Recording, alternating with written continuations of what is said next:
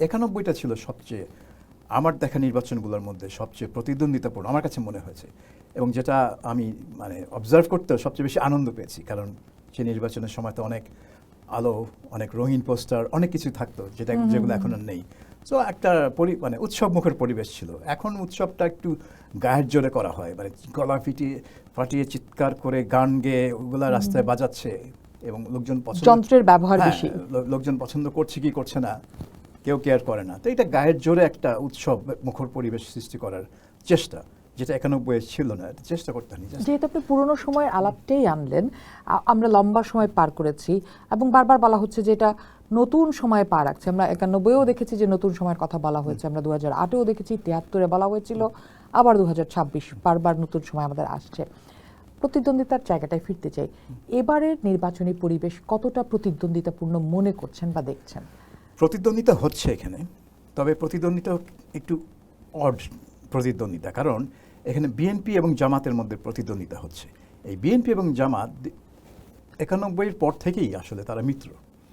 2001 সালে তো তারা একসাথে নির্বাচন করেছে, একসাথে সরকার গঠন করেছে, সরকারের ভালো মন্দ দুটাই অংশীদার তারা, এবং তারপরে তারা একসাথে আন্দোলন করেছে, রাজপথে জ্বালাও পোড়াও ভাঙচুর যা কিছু করার একসাথে করেছে, এবং তারা এইভাবে চলেছে। 2008 সালেও নির্বাচন করেছে একসাথে। হঠাৎ করে তারা প্রতিদ্বন্দ্বী হয়ে গেছে, বিকজ আওয়ামী লীগ মাঠে নেই। সো দুজনের একজন মনে করছে যে আমার তো ক্ষমতায় যাওয়া দরকার, আরেকজন মনে করছে বল আমি বাদ যাই কেন। তো এই প্রতিদ্বন্দ্বিতাটা কেমন জানি মানে ঠিক প্রতিদ্বন্দ্বিতা সেভাবে মনে হচ্ছে না, যেটা আর কি মানে রিয়েলি প্রতিদ্বন্দ্বিতা তারা ছিল না। মানে বিএনপি এবং আওয়ামী লীগ যেরকম প্রতিদ্বন্দ্বী ছিল, বা আওয়ামী লীগ এবং জামাত যেরকম একে অপরকে দুই চোখে দেখতে পারতো না, বিএনপি এবং জামাতের তো সেই অবস্থা না। অনেকে মনে করছে এটা একটা কৃত্রিম প্রতিযোগিতা, যেহেতু আওয়ামী লীগ নাই সেহেতু প্রতিদ্বন্দ্বিতা হবে কার সাথে? তো নিজেদের মধ্যেই প্রতিদ্বন্দ্বিতা হচ্ছে। যারা শেখ হাসিনার বিরুদ্ধে একসাথে লড়াই করেছিল এখন নিজেদের মধ্যে হবে।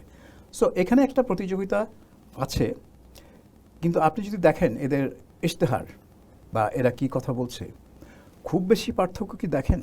আমি ইশতেহারের আলাপে আসব, কিন্তু তার আগে একটা জায়গায় একটু আনতে চাই যে প্রতিদ্বন্দ্বিতা এবং মানুষের সামনে আসলে তারা কি হাজির করছেন দুজন দুজনকে ব্যতিক্রম দেখানোর ক্ষেত্রে। আমি যদি দেখি যে 71 ইস্যু, স্বাধীনতা বিরোধিতা, চাঁদাবাজি, নারী, ধর্ম, এই 5টা মোটা দাগে আমরা দেখছি তাদের প্রতিদ্বন্দ্বিতার জায়গা। আমি যদি কিছু রিপোর্টও দেখে থাকি এর মধ্যে, সেক্ষেত্রে আপনি দেখেন যে বিএনপির চাঁদাবাজিকে ক্যাশ করছে জামায়াতে ইসলাম, আবার বিএনপি হচ্ছে জামায়াতের ধর্মকে ক্যাশ করছে। এই করে তারা সামনে নিয়ে আসছে এই ইস্যুগুলোকে, এগুলো দিয়েই প্রতিদ্বন্দ্বিতা করার চেষ্টা করছে। আপনার কাছে কি মনে হয় একজন সাধারণ ভোটার এই জিনিসগুলো আসলে কতটা নিচ্ছে? সে তার দল বা তার নেতা বা তার এমপি সিলেকশনের ক্ষেত্রে এইগুলো আসলে কতটা ম্যাটার করে?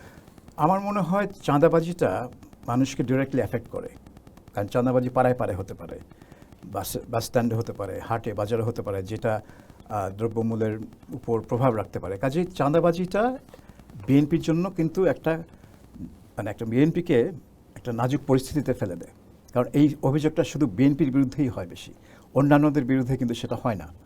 আগে আওয়ামী লীগের বিরুদ্ধে হতো, এখন বিএনপির বিরুদ্ধে হয়। কারণ কথা আছে যে আওয়ামী লীগের পতনের পর বিএনপি কী করলো? হাটবাজার দখল করলো, আর জামাত কী করলো? তারা সরকারের বিভিন্ন স্থান দখল করলো। হ্যাঁ, সো দুই রকমের দখল। সো কিন্তু চাঁদাবাজিটা মানুষ বোঝে, সরকারের ভেতরে কোন মন্ত্রণালয়ে কোন ব্যুরোক্রেসি দখল সে আসলে দেখে এটা তার চোখের সামনে হয় না বা তাকে ডিরেক্টলি এফেক্ট করে না, কিন্তু সেটা হয়েছে। সেদিক থেকে বিএনপি একটু খারাপ অবস্থায় আছে, এবং চাঁদাবাজিটা জামাত তাদের বিরুদ্ধে ইউজ করছে। ধর্মটা মানে জামাত চেষ্টা করছে নিজেকে একটা মানে ধর্ম থেকে একটু বেরিয়ে আসতে, বা অ্যাটলিস্ট লোককে দেখানোর জন্য যে আমি ধর্ম নিয়ে রাজনীতি করি না। কিন্তু তাদের গঠনতন্ত্র দেখলেই বোঝা যায় যে তারা একেবারে পুরোপুরি একটি ধর্মভিত্তিক মৌলবাদী দল।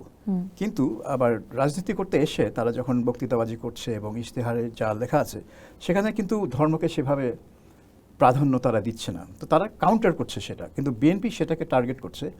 সো ওইটা আমার কাছে মনে হয় যে মানুষ যদিও ধার্মিক, এবং শুধু মুসলমানরা না, আমার মনে হয় হিন্দু, বৌদ্ধ, খ্রিস্টান তারা সবাই ধার্মিক এই দেশে, কিন্তু তারা কিন্তু ধর্মভিত্তিক রাজনীতি সেভাবে পছন্দ করে না। সো এই জন্য বাংলাদেশে আপনি দেখেন কোনো সুষ্ঠু এবং অবাধ নির্বাচনে ধর্মভিত্তিক কোনো দল খুব বেশি ভোট পায় না। তারা যখন একাও নির্বাচন করে তারা কিন্তু খুব বেশি ভোট পায় না। কিন্তু এবার তো বলা হচ্ছে যে সব হিসেব নিকেশ উল্টে যাবে, হয়তো সে জিততে পারবে না, অনেকে বলছেন জেতার সংখ্যাটা, অনেকে বলছেন আবার বলছেন যে হয়তো জিততে পারবে না, কিন্তু এই ধর্ম দিয়েই আসলে এই রাজনৈতিক দলগুলো তাদের ইতিহাসের সবচেয়ে বড় শক্তিতে পরিণত হতে যাচ্ছে। হ্যাঁ, তারা শক্তিতে পরিণত হতে পারে, কিন্তু নির্বাচনে জিতবে কিনা শুধু ধর্ম দিয়ে পারবে না সেটা। এবং সেই জন্য বিএনপির পাল্টা আক্রমণ, কারণ চাঁদাবাজি তো হচ্ছে জামাত ইসলামের সবচেয়ে বড় হাতিয়ার, তো বিএনপির পাল্টা আক্রমণে আছে মূলত আপনার ৭১-এর ব্যাপারটা, কারণ এখানেই জামাত সবচেয়ে নাজুক অবস্থায় আছে। কারণ এই ৭১-এর ব্যাপারটা এখনও তাদের গলায় ঝুলে আছে, গলার উপর ঝুলে আছে, এবং সেটার থেকে তারা এখনো বের হতে পারেনি, এবং এটা বের হতে তাদের আরও সময় লাগবে। এবং যতক্ষণ না তারা বের হবে এই ইস্যুটা তাদেরকে সামনে আসতেই থাকবে। প্রতিটা নির্বাচন বা নির্বাচনের পরেও তাদের সামনে এই ইস্যুটা আসতে থাকবে, তাদেরকে জবাবদিহি করতে হবে ৭১ নিয়ে, তারা পছন্দ করুক আর না করুক। অন্যদিকে আপনি দেখেন এই যে নারীর বিষয়টা, এটা কিন্তু বিএনপি তৈরি করেনি ইস্যুটা, এটা জামাত নিজেই তৈরি করেছে। কারণ জামাত যদিও তাদের ইশতেহারে বলেনি যে নারী নেতৃত্ব থাকবে কি থাকবে না, এসব ব্যাপারে কিছু বলেনি। ইনফ্যাক্ট তাদের ইশতেহারে আছে যে স্থানীয় সরকারে তারা নারী নেতৃত্ব উৎসাহ দিবে, অথচ আল জাজিরার সাথে সাক্ষাৎকারে ডাক্তার শফিকুর রহমান জামাতের নেতা তিনি বলে বসলেন, মানে কি তিনি বললেন তার দলের নীতিটা তিনি ব্যাখ্যা করলেন যে ইসলামে নারী নেতৃত্বে কোনো স্থান নেই, অর্থাৎ তার দল ধর্মভিত্তিক সেটাও তিনি স্বীকার করলেন, এবং তার দল নারী নেতৃত্ব মানে না সেটাও তিনি ঘোষণা দিলেন। কাজেই এই নারী বিষয়টা তাদের সৃষ্টি, এবং এটার জন্য তাদেরকে অনেক বেকায়দায় পড়তে হয়েছে, এবং এমনও বেকায়দায় পড়তে হয়েছে যে তারা ডক্টর শফিক রহমানের এক্স অ্যাকাউন্ট হ্যাক হয়েছে বলে একটা গল্প স্টোরি একটা সৃষ্টি করলো। সেটা ঠিক কি বেঠিক আমি জানি না, এটার ভিতরে এখনও তদন্তে কী প্রকাশ পেয়েছে আমি ঠিক জানি না, আদৌ তদন্ত হয়েছে কিনা, আদৌ কোনো রিপোর্ট হয়েছে কিনা, কিন্তু ডেফিনেটলি তারা, কিন্তু সাধারণ মানুষের কাছে এই মেসেজটা গিয়েছে যে আসলে এই জামাত আসলে উদারপন্থী বাংলাদেশের পথে হাঁটবে না, এই মেসেজটা তাদের কাছে গিয়েছে। যতই তারা চেষ্টা করছে দুনিয়াকে বোঝানো যে তারা একটা মডারেট ইসলামী দল, তারা উগ্র দল না, তারপরেও এই মেসেজটা অলরেডি চলে গেছে যে তারা আসলে বেশ একটা কট্টর নীতি অনুসরণ করবে। সো সেক্ষেত্রে আমি যদি একটু বলি যে এই দুই জায়গায় বিএনপি তাদের নিজেদের লোক বা তার ভোট ব্যাংক ছাড়াও ফ্লোটিং ভোটারদেরকে টানতে পারবে তাদের দিকে, জামাত তার মতো করে তার ভোট ব্যাংক ছাড়াও ফ্লোটিং ভোটার যারা আছে, যারা এখনো সিদ্ধান্ত নেননি যারা কাকে ভোট দিবেন, এর বাইরে তো একটা বড় অংশ আওয়ামী লীগের ভোট। সেই আওয়ামী লীগের ভোট টানার জন্য কার পলিসি আপনার কাছে যুক্তিসঙ্গত মনে হচ্ছে বা ভালো মনে হচ্ছে, আমি যদি সহজ ভাষায় বলি? এখন আমি সম্প্রতি গোপালগঞ্জ গিয়েছিলাম, এবং বাংলাদেশের গোপালগঞ্জের মতো শক্ত আওয়ামী লীগ ডিস্ট্রিক্ট আর নেই। তো সেখানে গিয়ে যেটা বুঝলাম যে বিএনপি জানে, বিএনপির প্রার্থীরা জানে যে এখানে শেখ মুজিব, বঙ্গবন্ধুর স্মৃতি, তার লেগাসি, এবং ৭১-এর মুক্তিযুদ্ধের লেগাসি, এই দুটো হচ্ছে সবচেয়ে ইম্পর্টেন্ট ফ্যাক্টর। যে কারণে তাদের প্রচারণায় তারা মুক্তিযুদ্ধের পক্ষের দল সেটা তারা বারবার করে বলছে, এবং তারা বারবার বলছে যে তাদেরকে যদি ভোট না দেওয়া হয় তাহলে মুক্তিযুদ্ধের বিরোধী দল যারা স্বাধীনতার বিরোধিতা করেছিল অর্থাৎ জামাত, তারা ক্ষমতায় চলে আসতে পারে, এই ওয়ার্নিংটা তারা দিচ্ছে। কাজেই বিএনপির স্ট্র্যাটেজি হচ্ছে যে এই মুক্তিযুদ্ধের কথা বলে আওয়ামী লীগের ভোটগুলা তাদের দিকে টানা। অন্যদিকে জামাত হয়তো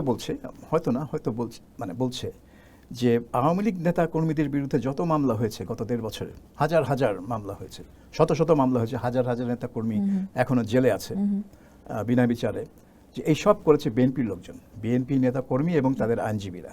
কাজেই আপনারা যদি প্রোটেকশন চান, আপনারা যদি শান্তিতে থাকতে চান, আপনার জামাতকে ভোট দিন, নাহলে বিএনপি ক্ষমতায় আসলে তারা কিন্তু আপনাদের বিরুদ্ধে এইসব করবে, প্রতিশোধ নেবে, আমরা প্রতিশোধ নেব না। সো বিএনপির মেসেজ হচ্ছে যে আমরা প্রতিশোধ নেব না, আমাদের ইলেক্ট করেন। আর এটা জামাতের মেসেজ। আর বিএনপির মেসেজ হচ্ছে যে আমরা ক্ষমতায় আসলে ৭১-কে সমুন্নত রাখবো, জামাতকে দূরে রাখবো। আচ্ছা, এই যে মেসেজটা দিল, তো এইখানে আপনি প্রশ্ন করতে পারেন যে আপনি যেটা প্রশ্ন করেছেন ইনফ্যাক্ট, যে কোনটা আওয়ামী লীগের জন্য সবচেয়ে ভালো হবে। গোপালগঞ্জে দেখলাম যে ৭১টা হচ্ছে সবচেয়ে গুরুত্বপূর্ণ। তারা কিন্তু মামলা হামলা নিয়ে অত চিন্তিত না, তারা চিন্তিত হচ্ছে ৭১ এবং বঙ্গবন্ধু, এই দুইটা স্মৃতি যেন কোনোভাবেই মুছে না যায়। সেক্ষেত্রে তারা নিশ্চয়ই অসাম্প্রদায়িক শক্তি বলতে বিএনপি এখন যেটা বলছে যে আওয়ামী লীগের পর আমরাই অসাম্প্রদায়িক শক্তি, আমরা মুক্তিযুদ্ধের সপক্ষের শক্তি, নিশ্চয়ই সেদিকেই ভোট যাবে বলে আপনার, যদি যারা ভোট দিবে তারা ওদিকেই ভোট দিবে বলে মনে হয়। সেক্ষেত্রে এবার নির্বাচনে আওয়ামী লীগের ভোটার টার্ন আউট কত হতে পারে? সেটা তো বিরাট একটা প্রশ্ন, কারণ আমি একজনের কাছে শুনলাম যে শেখ হাসিনা আওয়ামী লীগ সমর্থকদের বলেছে ভোট কেন্দ্রে না যেতে। হ্যাঁ, কিন্তু ভোট কেন্দ্রে না যেতে বলা যত সহজ, ওইটাকে মানে প্রয়োগ করা বা ইমপ্লিমেন্ট করা তত সহজ না। কারণ আওয়ামী লীগ তো সেভাবে মানে রেজিমেন্টেড সংগঠন না। এখানে তো একটা উপর থেকে আদেশ আসলেই সবাই সেটা পালন করবে সেটা না। আওয়ামী লীগ, বিএনপি এই দুটো তো বুর্জোয়া দল, তারা সেভাবে মানে নিয়ন্ত্রিত দল না, জামাতের মতো বা আগের কমিউনিস্ট দলের মতো যে উপর থেকে যে আদেশ আসবে সবাই সেটা নিশ্চুপ পালন করবে, সেটা না। অনেকেই অনেক কারণে ভোট দেবে, যেরকম পারিবারিক কারণে হতে পারে বা বন্ধুবান্ধবদের কারণে হতে পারে। নিরাপত্তার ক্ষেত্রে অনেকে ভোট দিতে চাচ্ছেন, কারণ ভোট না দিলে তুমি আওয়ামী লীগ, ভোট দিলে আসলে তুমি নিশ্চয়ই জামাত করো কিংবা বিএনপি করো, মানে এই যে নিরাপত্তাহীনতাটাও আসলে কিন্তু এরা ভুগছেন। এটা খুবই ঠিক কথা। কারণ গোপালগঞ্জে আমরা একটা গ্রামে গেছিলাম, গ্রামাঞ্চলে কয়েকটা গ্রাম, এবং সেখানে মূলত হিন্দু গ্রাম এটা। এবং তারা যেটা বলছিল যে প্রথমে তারা বলছিল যে এখানে অনেকেই ভোট দিতে চায় না, কিন্তু মনে হয় যে তাদের ভোট দিতে হবে। তো আমরা বললাম দিতে হবে মানে কে আপনাদের ফোর্স করবে? বলে না সেটা ব্যাপারটা সেরকম না। এখানে 1600 ভোট আছে আমাদের গ্রামে, এখান থেকে যদি আমরা মানে 800 জন যদি ভোট না দেই তাহলে তারা বুঝবে আমরা ভোট দেই নাই। তখন এটা মানে লক্ষ্য করা হবে এবং পরে আমাদের অসুবিধা হতে পারে। সেজন্যই তারা মনে করছে তাদেরকে ভোট দিতে হতে পারে। তবে কাকে ভোট দিবে, কিভাবে দিবে, সেটা তো অবশ্যই তারা বলেনি। এই যে মানুষ তার অধিকারের জন্য ভোট দিবে, তার মৌলিক অধিকারের জন্য সে আসলে ভোট দিবে, কিন্তু মৌলিক অধিকারের মধ্যেও তো আসলে সবচেয়ে বড় বিষয়টি হচ্ছে তার নিরাপত্তা। সে তার দেশে আসলে কতখানি নিরাপদ বোধ করছে। কিন্তু ভোটের নামে, যার অধিকার ফিরিয়ে দেওয়ার নামে আমরা যে অনিরাপদ করে ফেলছি, এটা তো আমাদের রাজনৈতিক চর্চা, এটাই সংস্কৃতি হয়ে গেছে।